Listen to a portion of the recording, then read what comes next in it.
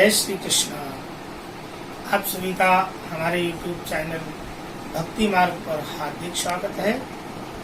आज अक्षय तृतीया है और अक्षय तृतीया के महापर्व पर आप सभी को हार्दिक शुभकामनाएं। आज का दिन विशेष दिन है और इस दिन का उपयोग हम कैसे करें, इसके बारे में आज आपसे चर्चा करनी है। आप सभी से मेरा अनुरोध है कि आप भक्ति मार्ग को ज्यादा से ज्यादा लाइक और सब्सक्राइब करें और अपने विचार प्रस्तुत करें। अक्षय तृतीया का बड़ा महत्व है। अक्षय मतलब जिसका क्षय न हो, ऐसा ये महापर्व है। और आज के दिन की विशेष महत्वता है।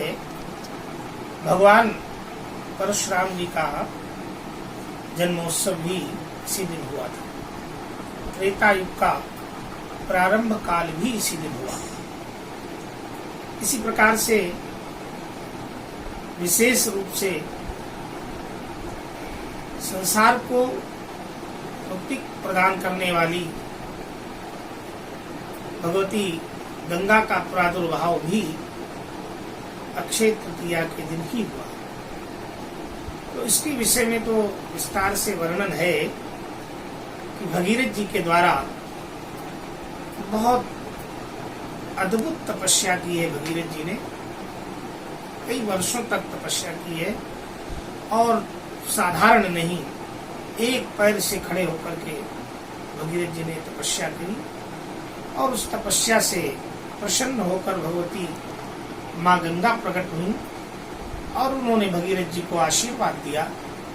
तो भगीरथ जी ने हाथ जोड़ करके कहा कि माँ, मैं आपको इस मृत्युलोक में लाना चाहता हूँ। तो माँ गंगा ने भगीरथ जी से कहा कि भगीरथ, ब्रह्मलोक तक तो मैं आ चुकी हूँ, लेकिन ब्रह्मलोक से होते हुए इस मृत्युलोक पर आना चाहती तो हूँ, लेकिन मेरे इस वेग को कौन संभालेगा। तब भगीरथ जी ने कहा कि हे माँ, ये आप ही बता सकती हैं कि आप किस प्रकार से इस पृथ्वी लोक पर आ सकती हैं।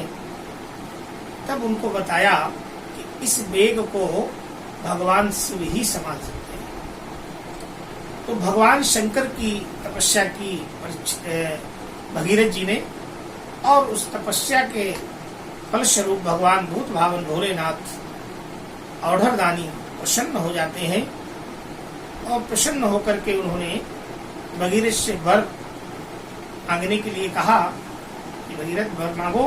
तो भगीरथ जी ने भगवान भूत भावन भोलेनाथ से यही वर मांगा कि हे प्रभु, मैं पति पावनी माँ गंगा को इस पृथ्वी लोक पर लाना चाहता हूँ, लेकिन उनके इस भयंकर वेग को कौन संभालेगा। इसलिए आपसे मेरी प्रार्थना है कि आप इस वेग को संभाल लें, तो ये पृथ्वी लोक पर जो है अनंत जीवों का कल्याण हो सकता है।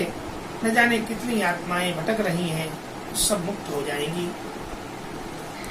तो परीक्षित भगीरथ जी के कहने पर भोले बाबा ने स्वीकार कर लिया कि ठीक है, मैं गंगा को अपने जटाओं में धारण करूंगा। और फिर माँ गंगा के वेग को भगवान भूत भावन भोलेनाथ ने अपने जटाओं के वेग में धारण किया और धारण करने के बाद फिर अपनी जटा के द्वारा इस मृत्युलोक में, इस पृथ्वी लोक में संसार के कल्याण के लिए आज के ही दिन वो गौमुख के द्वारा जो धारा छोड़ी गई थी, वही माँ गंगा आज पूरे संसार को, पूरे भारतवर्ष को धन्य कर रही है।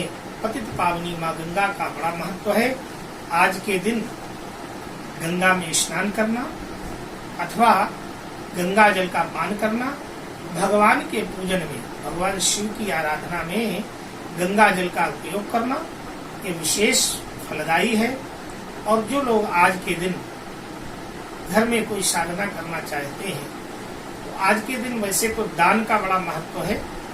कहते हैं अक्षय तृतीया में किया हुआ दान वो अक्षय हो जाता है। जो भी आपकी श्रद्धा हो, इस समय महामारी कोरोना का ये जो समय चल रहा है, इसमें समस्त जन समुदाय आक्रांत है और ऐसे समय हम सबको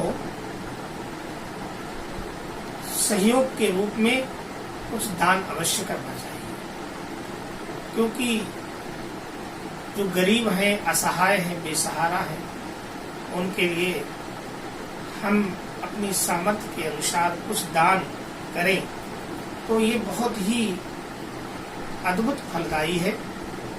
और जो विद्यार्थी विद्या को प्राप्त करना चाहते हैं, जिनका मन पढ़ाई में नहीं लगता है, उनके लिए एक छोटा सा उपाय है।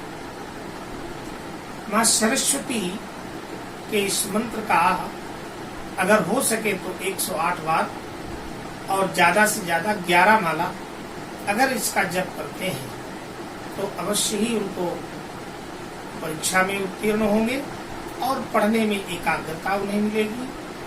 और इस मंत्र को आप लोग नोट कर सकते हैं।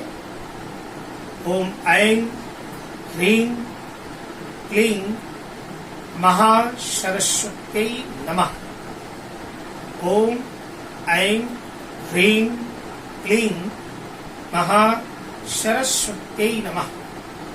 इस मंत्र को ज्यादा से ज्यादा 11 माला और कम अगर कर सकते हैं तो 108 बार एक माला का जप अवश्य कर लें।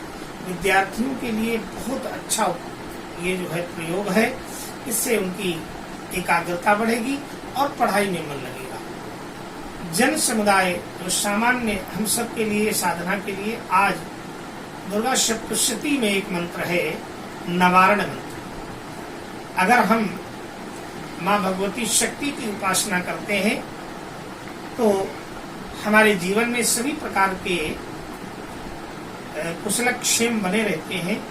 इसलिए कहा गया है कि भगवती जो है सर्वा बाधा विनिर्मुक्तो धन धान्यश्रुतान्वितः मनुष्यो मृत प्रसादेन भविष्यति न संशयः। माँ भगवती सर्व बाधाओं का शमन करती है और धन धान्य को बढ़ाती है, संतान की रक्षा करती है।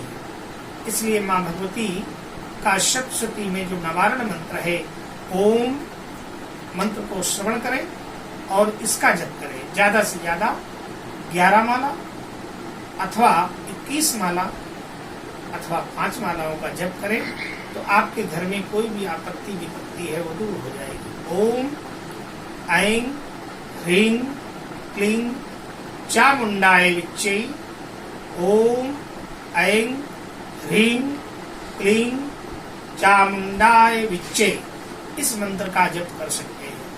जो लोग अस्वस्थ हैं, जिनका स्वास्थ्य किन्हीं कारणों से ठीक नहीं रहता है अथवा समय पर वो अस्वस्थ हो जाते हैं, तो उनके लिए महामृत्युंजय मंत्र का प्रावधान है। महामृत्युंजय मंत्र वैसे तो पूर्ण मंत्र का जो है विधान है, ओम ह्रौं यूं शः भूर्भुवः स्वः त्र्यंबकं यजामहे सुगंधिं पुष्टिवर्धनम् उर्वारुकमिव बन्धनान् मृत्योर्मुक्षीयमामृतात्। भूर्भुवः स्वः यूं शः ह्रौं ओम। इस मंत्र का कम से कम 11 माला का जप करें तो आप दीर्घायु होंगे और आपका स्वास्थ्य बढ़िया रहेगा। अगर आप इस मंत्र को नहीं कर सकते हैं तो ओम जूं सह इस मंत्र का 11 माला का जप करें, आपका स्वास्थ्य बढ़िया रहेगा, आप दीर्घायु होंगे। अक्षय तृतीया के शुभ अवसर पर ये सुंदर सा प्रयोग है, इसको करें, आपका जीवन सुंदर होगा। और एक बार फिर आपको अक्षय तृतीया की हार्दिक शुभकामनाएं। इसी प्रकार से आप भगवान की भक्ति में रमे रहें। जय जय श्री राधे, जय श्री श्याम।